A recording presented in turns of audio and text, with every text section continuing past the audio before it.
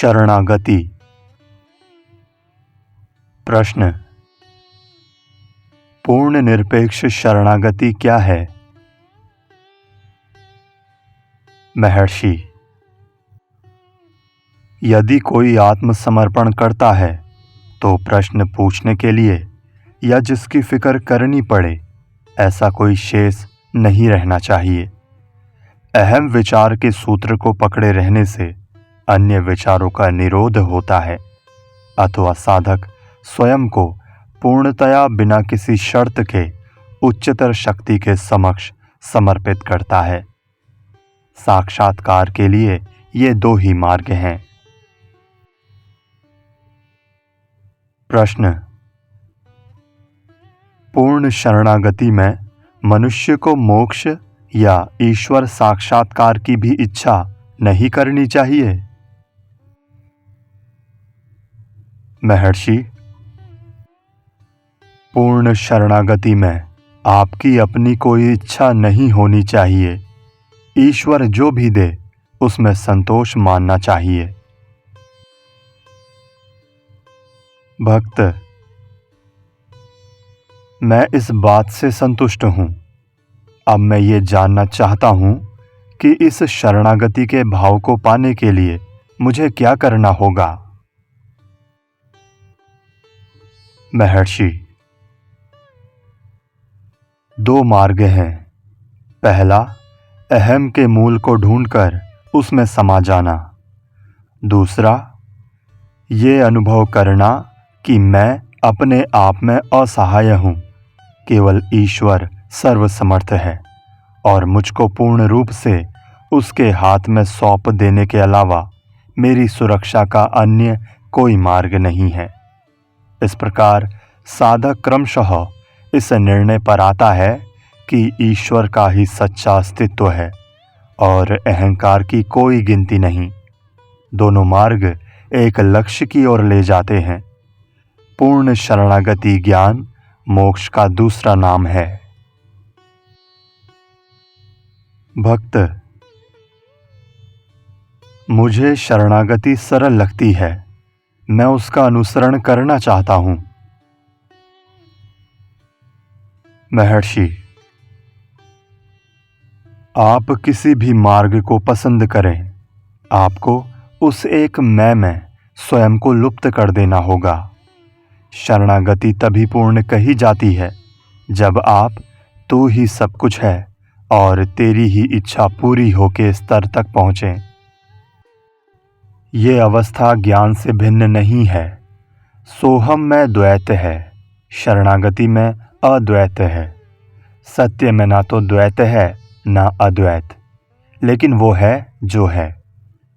लोगों को शरणागति सरल लगती है क्योंकि वे सोचते हैं कि एक बार मुख से कह दिया मैं शरणागत हूँ और अपना भार ईश्वर को सौंप दिया तो वे कुछ भी करने के लिए स्वतंत्र हैं।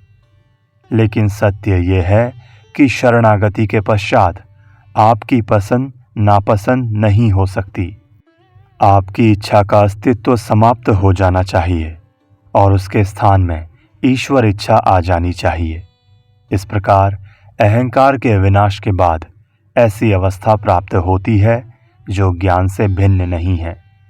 इस तरह आप किसी भी मार्ग का अनुसरण करें, अंत में आपको ज्ञान या एकत्व तक अवश्य आना पड़ता है। प्रश्न: अहंकार के विनाश का श्रेष्ठ उपाय क्या है? महर्षि: जिसे जो मार्ग पसंद आता है और सरल लगता है वो उसके लिए श्रेष्ठ है। सब मार्ग समान रूप से अच्छे हैं। वे एक लक्ष्य की प्राप्ति के विभिन्न उपाय हैं। आत्मा में अहंकार का लय लक्ष्य है। भक्त जिसे शरणागति कहता है, विचार मार्ग का अनुयायी उसे ज्ञान कहता है। दोनों अहंकार को वो जहाँ से उत्पन्न हुआ था उस मूल स्थान में ले जाने का तथा उसमें विलीन करने का प्रयत्न करते हैं। प्रश्न: शरणागति के बाद मन की दिशा कौन सी होती है? महर्षि, क्या ये प्रश्न शरणागत हुआ मन करता है? प्रश्न, मैं ईश्वर हूँ अथवा मैं ब्रह्म हूँ, ऐसा विचार सहायक है? महर्षि, मैं हूँ वो मैं हूँ, मैं हूँ ईश्वर है, मैं ईश्वर हूँ ऐसा विचार नहीं। मैं हूँ का अनुभव कीजिए, विचार मत कीजिए। जानो कि मैं ईश्वर हूँ ऐसा कहा गया है। सोचो कि मैं ईश्वर हूँ ऐसा नहीं कहा गया है। शरणागति की सारी बातें गुड़ की गणेश मूर्ति से थोड़ा गुड़ चुराकर गणेश को नैवेद्य के रूप में अर्पण करने जैसी है। आप कहते हैं मैंने शरीर, आत्मा और मेरी सब चीज़ें ईश्वर को समर्पित कर दी। क्या ये सब चीज़ें आपकी थी जो आप इनको समर्पित करें? आप सिर्फ इतना कह सकते हैं, अब तक मैंने जो गलती की है ऐसा मान लिया था कि ये सब आपकी चीज़ें मेरी हैं, लेकिन अब मैंने जान लिया है कि ये सब आपकी हैं।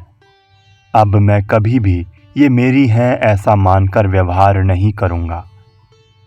ये जानना कि ईश्वर अथवा आत्मा के अलावा और कुछ नहीं है तथा मैं और मेरा का अस्तित्व नहीं है, केवल आत्मा का ही अस्तित्व है, ये ज्ञान है। इस प्रकार भक्ति और ज्ञान में कोई भेद नहीं है। भक्ति ज्ञान की माता है।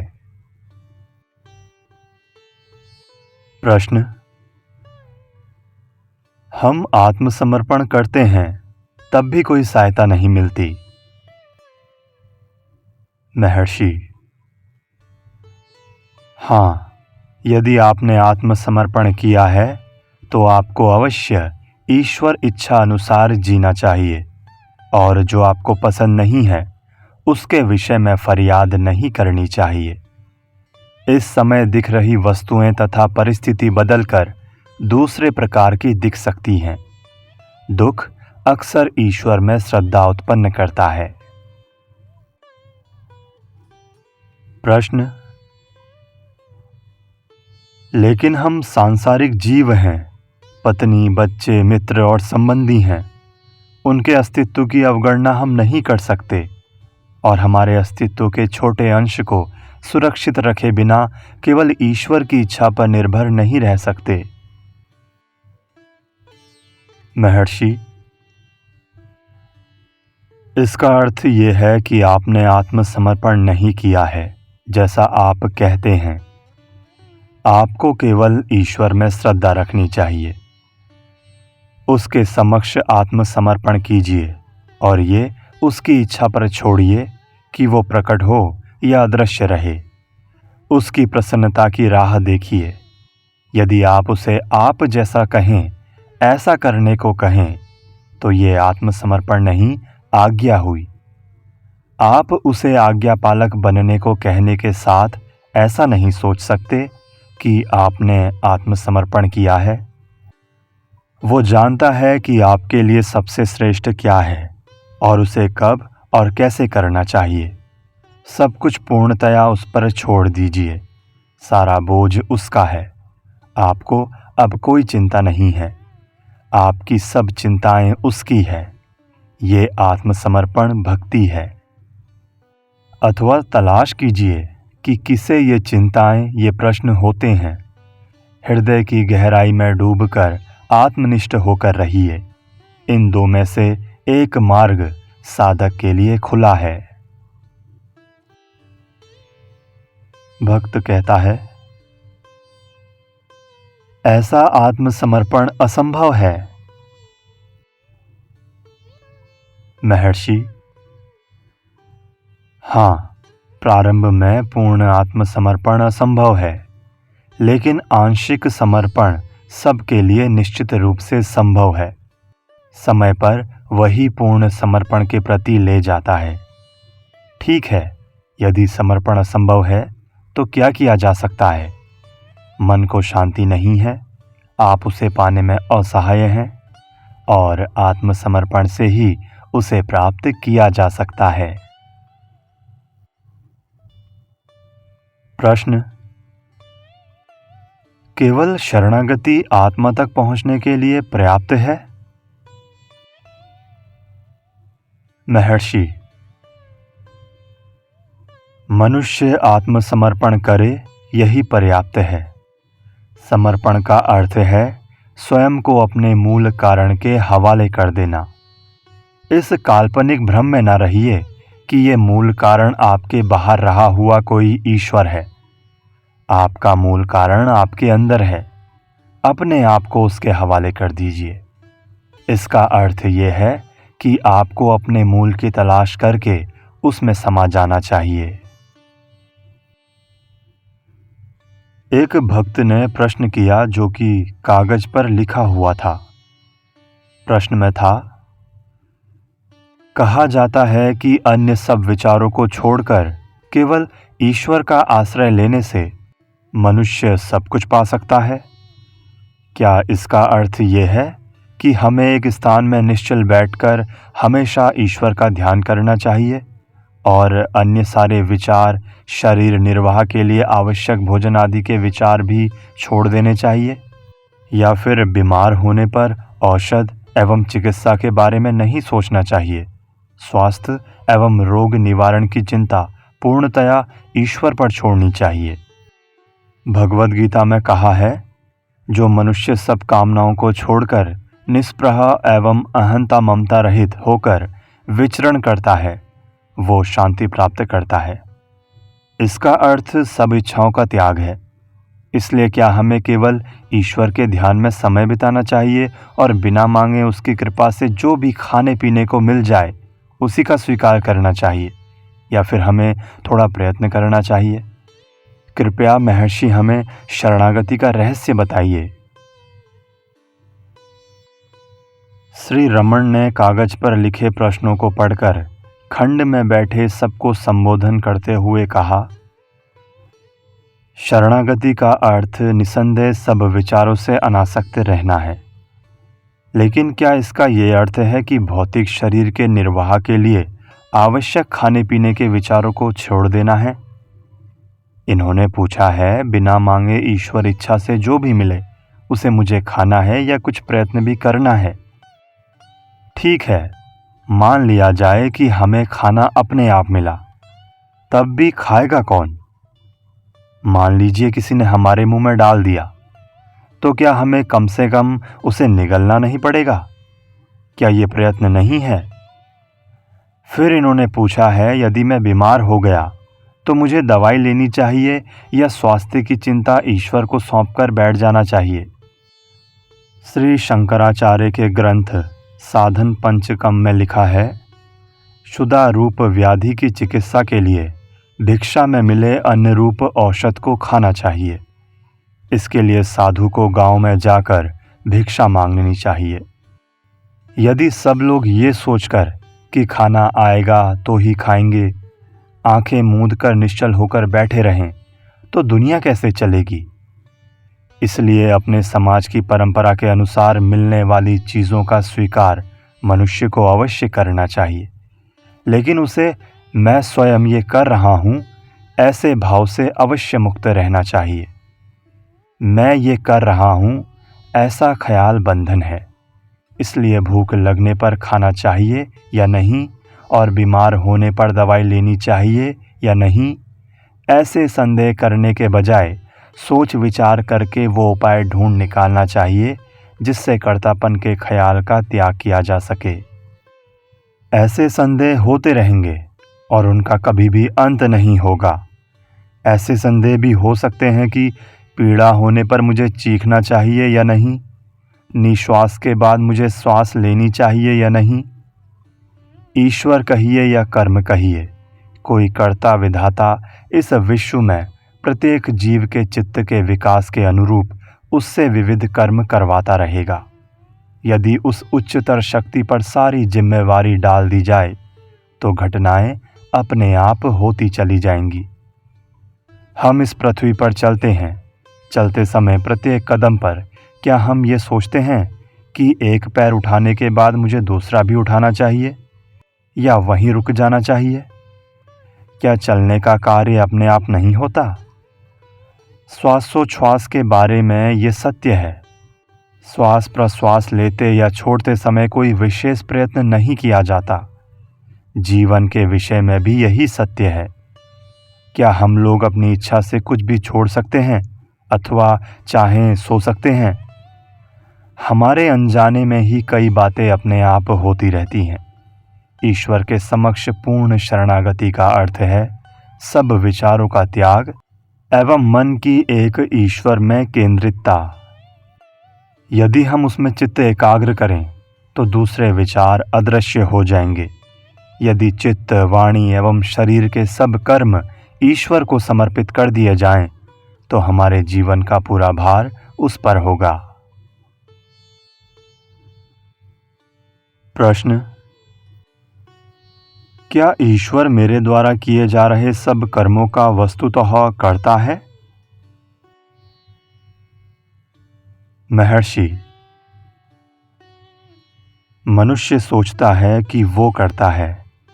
ये उसकी वर्तमान परेशानी का कारण है, लेकिन ये एक गलती है। उच्चतर शक्ति सब कुछ करती है और मनुष्य केवल उसका निमित्त या साधन है। यदि वो इस व्यवस्था का स्वीकार करता है तो मुक्त है, अन्यथा परेशानियों को न्योता देता है। उदाहरण के तौर पर मंदिर के गोपुरम के बैठक वाले भाग में रही मनुष्याकार शिल्पकृति देखिए, जिसे इस तरह बनाया गया है कि वही बुर्ज का पूरा बोझ अपने कंधों पर उठाती हो ऐसा दिखती है। उसके बैठने की रीत एवं चेहरे के भाव बड़े तनाव को व्यक्त करते हैं, जैसे कि वो गोपुरम का सारा बोझ उठाती हो। लेकिन सोचिए, मंदिर एवं गोपुरम की रचना पृथ्वी पर की गई है और उनका पूरा भार नींव पर टिका हुआ है। शिल्पकृति गोपुरम का एक भाग है, लेकिन ऐसा दिखता है जैसे वो गोपुरम का भार उठा रही हो। क्या ये विचित्र सा नहीं है? कर्तव्य का भार अपने ऊपर मानने वाले मनुष्य इस तरह के हैं। प्रश्न: स्वामी, ईश्वर से प्रेम करना अच्छा नहीं है, तो प्रेम मार्ग का अनुसरण क्यों न किया जाए? महर्षि: किसने कहा कि आपको उसका अनुसरण नहीं करना चाहिए? लेकिन जब आप प्रेम की बात करते हैं तो वहां द्वैत है कि नहीं? प्रेम करने वाला भक्त तथा जिससे प्रेम किया जाए वो ईश्वर। लेकिन भक्त ईश्वर से भिन्न नहीं है, इसलिए प्रेमास्पद आपका अपना आत्मा है। प्रश्न: इसलिए मैं आपसे पूछ रहा हूं कि प्रेम मार्ग में भक्ति होती है या नहीं? महर्षि: ठीक यही बात मैं कह रहा हूं। प्रेम ईश्वर का वास्तविक स्वरूप है। मैं इसे या उसे प्रेम नहीं करता, ऐसा कहते हुए आप जब सब वस्तुओं का त्याग करते हैं, तब जो शेष रहता है वो स्वरूप है। वो आत्मा का सच्चा स्वरूप है। वो विशुद्ध आनंद है। उसे आप शुद्ध आनंद, ईश्वर, आत्मा या कुछ भी कह लीजिए। वो भक्ति है, वो ज्ञान है एवं सब कुछ है। इस तरह जब आप सबका त्याग करते हैं तो जो शेष केवल आत्मा रहता है वो सच्चा प्रेम है। जो इस प्रकार प्रेम का रहस्य जानता है वो संपूर्ण विश्व को प्रेम रूप देखता है। यदि मनुष्य प्रेम के सत्य को जान लेता है, जो कि आत्मा का वास्तविक स्वरूप है, तो जीवन की उलझी गुत्थी सुलझाई जा सकती है। प्रेम की सर्वोच्च अवस्था प्राप्त करके ही मुक्ति मिलती है। सब धर्मों का ये हार्द है, मर्म है। आत्मानुभव केवल प्रेम है, अर्थात प्रेम को देखना, प्रेम को सुनना, प्रेम का ही अनुभव करना, प्रेम का ही स्वाद तथा सुगंध लेना, यही अखंड आनंद है। प्रश्न: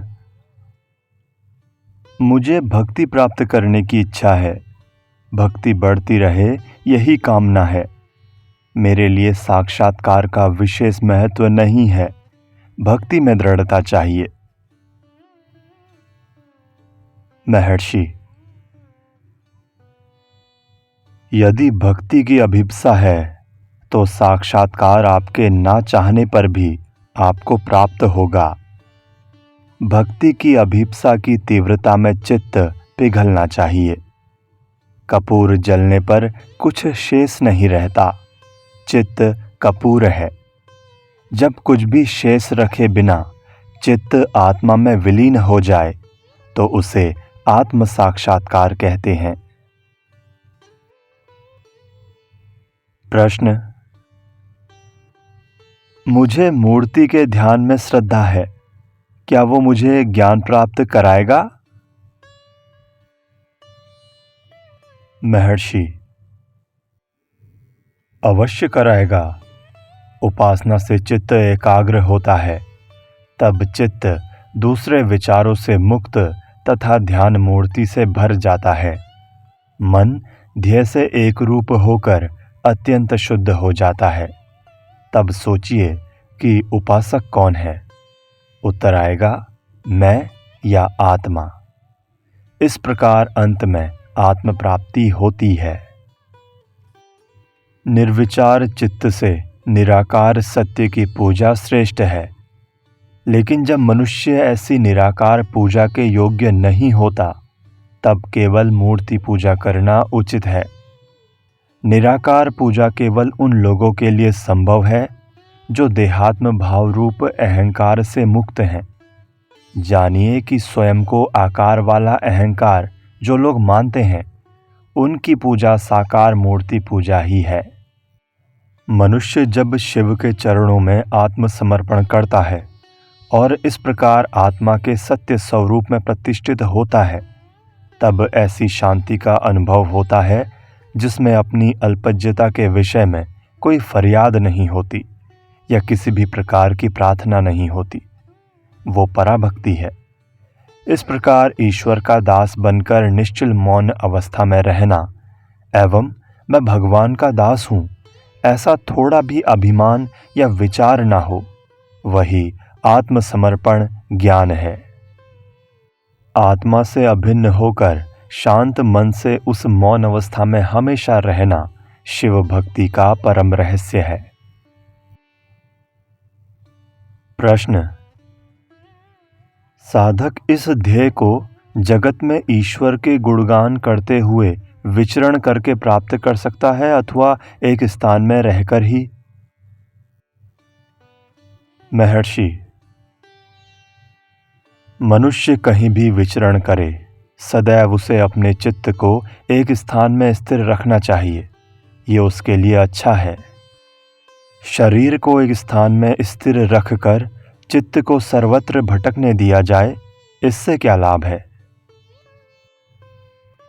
प्रश्न, सर्वव्यापक ईश्वर को कैसे देखा जा सकता है? महर्षि, ईश्वर को देखने का अर्थ ईश्वर होना है। ईश्वर से भिन्न सब कुछ नहीं है जिसमें उसे व्यापक होना पड़े। वो अकेला ही है। प्रश्न, भक्त को ईश्वर की आवश्यकता है जिसकी वो भक्ति कर सके। क्या उसे ये उपदेश करना चाहिए कि भक्त और भगवान नहीं है, केवल एक आत्मा है? महर्षि, ये सच है कि साधना के लिए ईश्वर आवश्यक है, लेकिन भक्ति मार्ग में भी साधना का लक्ष्य पूर्ण आत्मसमर्पण के पश्चात ही प्राप्त होता है।